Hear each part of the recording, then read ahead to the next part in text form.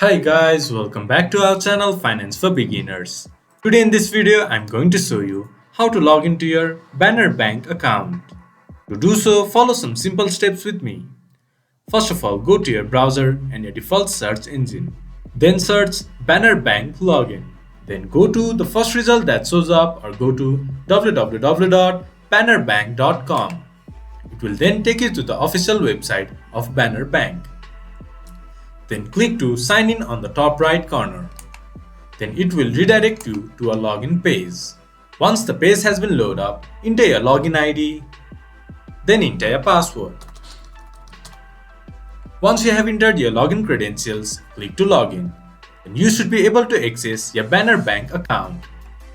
To make login easier for next time, click to remember me, but I do not recommend you doing it in a public computer. If you have forgot your password, click to forgot your password to get help. This much for today's video. If you guys find our video helpful, please leave a like and comment.